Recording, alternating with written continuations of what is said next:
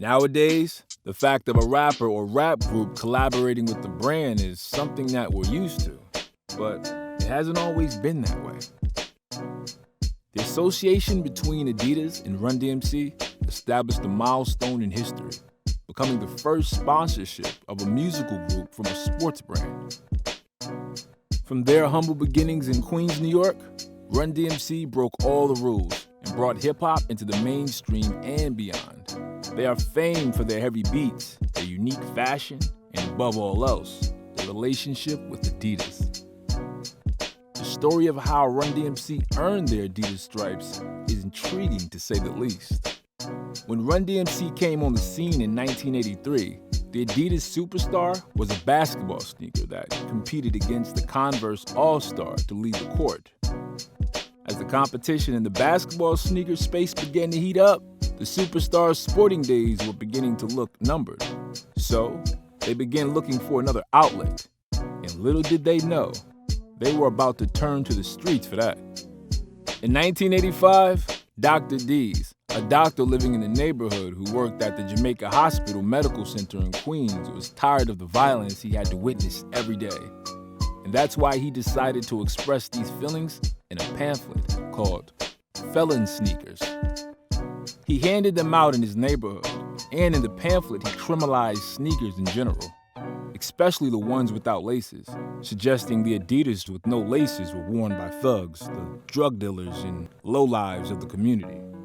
The term felon sneakers ended up becoming a rap song, which was made by a band called Creative Funk. Exactly a year after, as a protest, Run-DMC released the song My Adidas.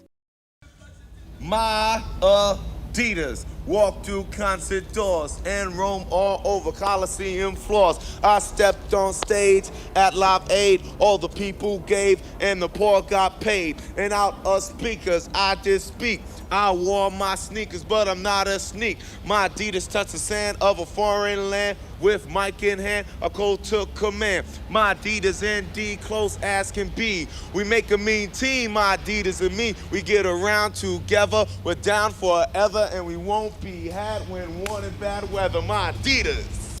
The goal was to show that the Adidas sneakers were a form of expression and that they had a positive meaning.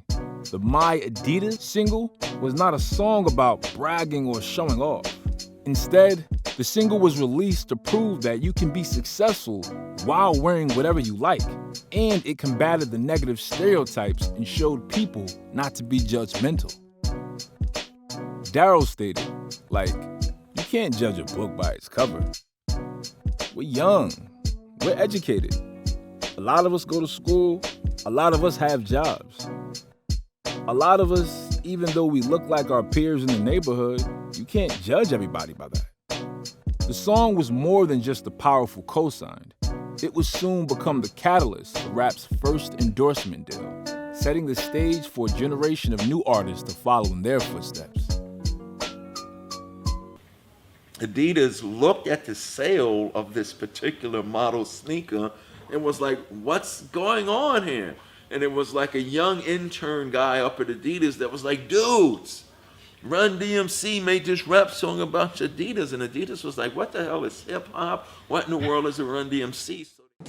In 1986, Angelo Anastasio, a senior Adidas employee, was assigned to leave LA to attend a sold-out Run-DMC performance at Madison Square Garden in New York. He had been sent there to see what the hype was all about. Run-DMC began performing My Adidas, and he was struck by the sight of tens of thousands of fans lifting their Adidas superstars into the air, answering the call of the group on stage.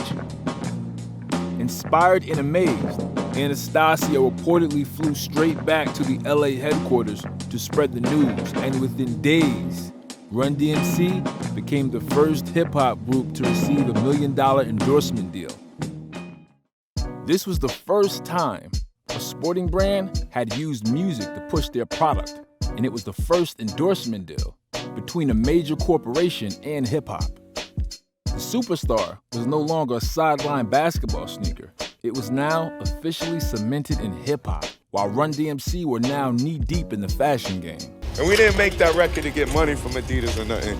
We just made it because it was like I said, this is what all the youth wear, and it was like our tribute to our sneakers. Dressing this way lets them know, oh, he's just like me. That's why we got a rhyme that goes, the things I do makes me a star. And you can be too if you know who you are. Just put your mind to it, you go real far, like the pedal to the metal when you're driving a car.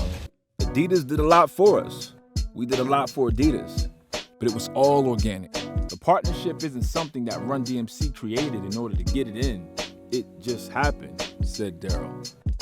The deal marked a new era of corporate affiliation with hip-hop music and solidified Adidas' reputation as a brand who empowers artists and creatives while giving them a financial platform to create.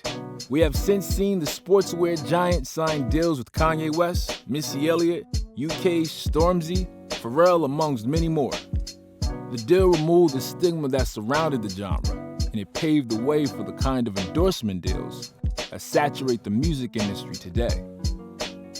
So it wasn't an egotistical, materialistic thing that we made. We was talking about everybody who were wearing these Adidas or sneakers have some value, have some worth, and more importantly, has something important to say. Once Adidas saw the power that our, and I don't speak my hip hop, our hip hop had, they said we gotta give these guys a deal. RUN-DMC were able to turn the bashing of their culture into gold and show the world how powerful and contagious hip hop is. They proved that it wasn't just a fad, but something that is valuable and that should be respected.